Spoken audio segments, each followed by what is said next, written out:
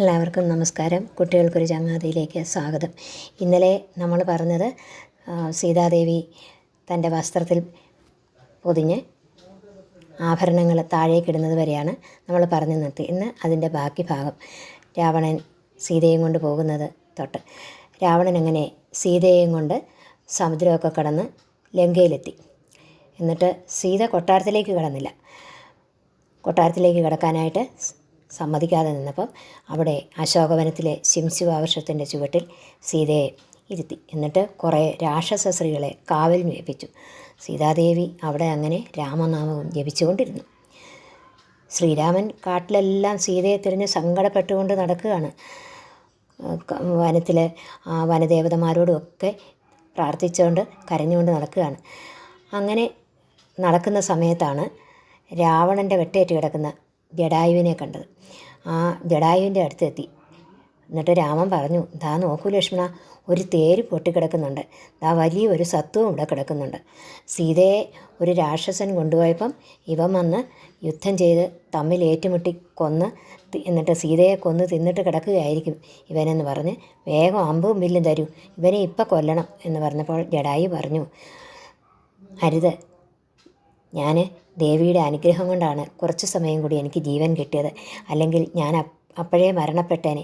അങ്ങേ കണ്ട് വിവരം പറയുന്നവരെ നിൻ്റെ ജീവൻ ഉണ്ടാകുമെന്ന് സീതാദേവി അനുഗ്രഹിച്ചു. ഇനിയും അങ്ങേ കണ്ടുകൊണ്ട് മരിക്കാൻ അനുവാദം തരണം. അങ്ങയുടെ സ്മരണ എൻ്റെ മനസ്സിൽ എപ്പോഴും ഉണ്ടാകാൻ അനുഗ്രഹം നൽകണമെന്ന് പറഞ്ഞു. ഭഗവാൻ വേഗം ചെന്ന് അരികിലിരുന്നു. വേഗം എല്ലാം പറയും. അപ്പോൾ ജടായു പറഞ്ഞു, ഭഗവാനെ, ദേവിയെ രാവണ രാക്ഷസൻ തട്ടിക്കൊണ്ട് ദക്ഷിണ ദിക്കിലേക്ക് പോയി. ഞാൻ അവനെ എതിർത്തു. സീതാദേവി ആണ് മുറവിളി കൂട്ടുന്നതെന്ന് മനസ്സിലായി. രാമ രാമ എന്നും പറഞ്ഞ് വിളിക്കുകയാണ്. എൻ്റെ ശ്രീരാമ ഭഗവാനെ എന്ന് പറഞ്ഞ് വിളിക്കുന്നു. അത് കേട്ടുകൊണ്ട് ഞാൻ രാവണനെ ചെന്ന് എതിർത്തു. രാവണനോട് എൻ്റെ നഖങ്ങൾ കൊണ്ട് അവനെ മാന്തി കീറാനും അവനെ മേലൊക്കെ മുറിവ് ഒക്കെ ഏൽപ്പിച്ചു. അപ്പോഴത്തേക്കും എനിക്ക് ശക്തിയില്ലാതായിപ്പോയി. അവൻ്റെ വാളുകൊണ്ട് അവൻ എന്നെ വെട്ടി. അങ്ങനെ ഞാൻ താഴെ വീണു. ഏതായാലും എനിക്ക് അങ്ങേ കണ്ടുകൊണ്ട് മരിക്കാൻ ഇടയായി എന്ന് പറഞ്ഞ് ജടായു ശ്രീരാമനെ സ്തുതിക്കുകയാണ്. ശ്രീരാമൻ ജടായുവിനെ അനുഗ്രഹിക്കും. രാമായണത്തിലെ പ്രസിദ്ധമായ ജടായു സ്തുതിയാണിത്. ഇത്രയും പറഞ്ഞതിന് ശേഷം ജടായുവിന് മരണം സംഭവിച്ചു. രാമൻ്റെ നിർദ്ദേശമനുസരിച്ച് ലക്ഷ്മണനും ചിത കൂട്ടി വേണ്ട രീതിയിൽ സംസ്കാരം ചെയ്തു. ജടായുവിന് മോക്ഷവും നൽകി. ജടായുവിന് തൻ്റെ ആ രൂപം മഹാവിഷ്ണു രൂപം കാണിക്കുകയും ചെയ്തു. പിന്നീട് വീണ്ടും ദുഃഖിതനായിട്ട് ശ്രീരാമൻ സീതയെ അന്വേഷിച്ചു പോകവേ കബന്ധന് മോക്ഷം കൊടുത്തു. ശരീരത്തിന് 8 വളവുള്ള മഹർഷി, അതായത് അഷ്ടാവക്രൻ എന്ന മുനിയെ കണ്ട് പരിഹസിച്ചപ്പോൾ രാക്ഷസ ശാപം കിട്ടിയ ഗന്ധർവനാണ് കബന്ധൻ. കബന്ധൻ പറഞ്ഞു, മതങ്കാശ്രമത്തിൽ ശബരി എന്ന ഒരു തപസി താമസമുണ്ട്, അവിടെ ചെന്ന് കണ്ടാൽ എല്ലാ വിവരങ്ങളും അറിയാൻ കഴിയുമെന്ന് പറഞ്ഞു ഗന്ധർവ ലോകത്തിലേക്ക് മടങ്ങി. രാമാവതാരത്തിൽ ഇങ്ങനെ പല കർമ്മങ്ങളും രാമനാൽ നിർവഹിക്കേണ്ടതുണ്ട്. പിന്നീട് രാമൻ ശബരി ആശ്രമത്തിലെത്തുന്നു. രാമനെ കണ്ട് വേഗം എഴുന്നേറ്റ് അവിടുന്ന് ശ്രീരാമനല്ലേ, അദ്ദേഹം പുഞ്ചിരിച്ചുകൊണ്ട് തലയാട്ടി. വേഗം ആ ശബരി പാദങ്ങളിൽ വീണു നമസ്കാരം ചെയ്തു. ആനന്ദാശ്രുക്കൾ തൂയി. എന്നിട്ട് പറഞ്ഞു, എത്ര നാളായി ഞാൻ കാത്തിരിക്കുന്നു എൻ്റെ ഭഗവാനെ ഒന്ന് കാണാൻ. ഇന്ന് ഞാൻ ധന്യയായി. ധാരാളം പഴങ്ങൾ, ശബരിയുടെ ഒരു കഥ ഞാൻ പറഞ്ഞിട്ടുണ്ട്, അത് ഒന്ന് കേൾക്കേണ്ടത് തന്നെയാണ്. ശബരിയുടെ ആ കഥ ഞാൻ അങ്ങനെ ഒരു വീഡിയോ ചെയ്തിട്ടുണ്ട്, നിങ്ങൾക്ക് കാണാം. അപ്പോൾ ശബരി പറയാണ്, ഇന്ന് ഞാൻ ധന്യയായി. പാദതീർത്ഥം ശിരസിൽ തളിച്ചു. പിന്നീട് താൻ ശേഖരിച്ചു വെച്ചിരുന്ന മധുരമുള്ള ഫലങ്ങളൊക്കെ നൽകി. ആ ഫലങ്ങൾ എങ്ങനെയാണ് ഭഗവാന് നൽകിയതെന്നറിയാമോ? അതിന് കയ്പാണോ മധുരമാണോ എന്ന് നോക്കാൻ വേണ്ടി ആ പഴങ്ങളെല്ലാം ശബരി കടിച്ചു നോക്കിയിട്ടാണ് വെക്കുന്നത്. എന്നിട്ട് മധുരമുള്ളത് മാത്രമേ വെക്കത്തുള്ളൂ. പിറ്റേ ദിവസം അത് രാമനെ കാണാത്തപ്പം വീണ്ടും പിറ്റേ ദിവസം പോയി ഇങ്ങനെ പഴം പറിച്ചു വെക്കും. അങ്ങനെയാണ്.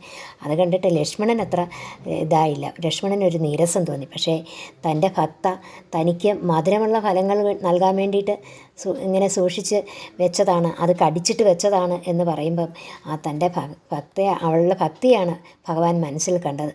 എനിക്ക് വേണ്ടി അവൾ ശേഖരിച്ചു വെച്ച പഴത്തിനെ ഇത്ര മധുരമുള്ളതാകാൻ വേണ്ടി അവൾ കടിച്ചിട്ടാണെങ്കിലും എന്നോടുള്ള ഭക്തി കൊണ്ടാണല്ലോ എന്നാണ് ശ്രീരാമൻ വിചാരിക്കുന്നത്. അതുകൊണ്ട് അങ്ങനെയാണ് ശബരി ആ പഴങ്ങളൊക്കെ നൽകിയത്. തൻ്റെ ഗുരുനാഥന്മാർ പറഞ്ഞിട്ടാണ്, ശ്രീരാമൻ വരുന്നത് വരെ നീ ഇവിടെ ഇരിക്കൂ, രാമൻ ഇങ്ങനെ വരും, ഒരു ദിവസം നിന്നെ കാണും, നിൻ്റെ അടുക്ക വരും, അന്ന് നിനക്ക് മോക്ഷം നൽകും. തൻ്റെ ഗുരുനാഥന്മാർക്ക് പോലും കിട്ടാത്ത ഒരു ഭാഗ്യമാണ് തനിക്ക് കിട്ടിയതെന്ന് ശബരി ശ്രീരാമനോട് പറയുന്നുണ്ട്. എന്നിട്ട് അവരോട് അപേക്ഷിച്ചു, അങ്ങ് ഇന്നിവിടെ വസിക്കണം, നാളെ രാവിലെ പോകാം. ശ്രീരാമൻ അങ്ങനെയാകട്ടെ എന്ന് പറഞ്ഞു. ശബരി ഒരു കാട്ടാള സ്ത്രീയായിരുന്നു. ശബരിയുടെ കഥയുടെ ഒരു വീഡിയോ ഞാൻ ഇട്ടിട്ടുണ്ട്. ഒരു കാട്ടാള സ്ത്രീ എങ്ങനെ ഒരു തപസ്വിനിയായി എന്നുള്ളതിന്. രാമൻ ചോദിച്ചു, എൻ്റെ പത്നിയായ ജാനകിയുടെ മാർഗം അറിയാമെങ്കിൽ പറഞ്ഞു തന്നാലും. സർവവും അറിയുന്ന അങ്ങയോട് ഞാൻ അങ്ങ് ചോദിച്ചുകൊണ്ട് പറയുകയാണ്, ഞാൻ എന്ത് പറയാൻ. എങ്കിലും പ്രഭു, സീതാദേവി വളരെ സങ്കടത്തോടെ ലങ്കയിൽ വാഴുന്നു.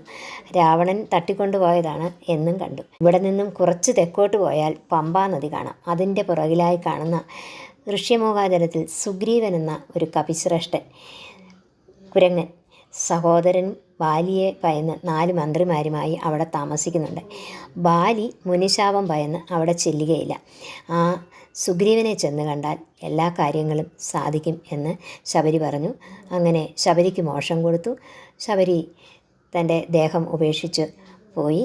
അതിനുശേഷം ശ്രീരാമനും ലക്ഷ്മണനും കൂടെ സുഗ്രീവനെ കാണാനായിട്ട് പോകുന്നതാണ് അടുത്ത ഭാഗം. അത് നമുക്ക് പിന്നീട് അടുത്ത ദിവസം കേൾക്കാം. എല്ലാവർക്കും നമസ്കാരം. നിങ്ങൾ ഇഷ്ടപ്പെട്ടാൽ ലൈക്കും ഷെയറും ചെയ്യണം. നിങ്ങളുടെ എല്ലാം സപ്പോർട്ട് എനിക്കുണ്ടാകണം. ഈ രാമായണ കഥ മുഴുവനും ഇങ്ങനെ ഓരോ ദിവസങ്ങളിലായി പറയാം. ചില ദിവസം സാധിക്കുന്നില്ല, എങ്കിലും 31 ദിവസം കൊണ്ട് എല്ലാം പറയാമെന്ന് കരുതുന്നു. ഭഗവാന്റെ അനുഗ്രഹം ഉണ്ടാകട്ടെ അതിന്.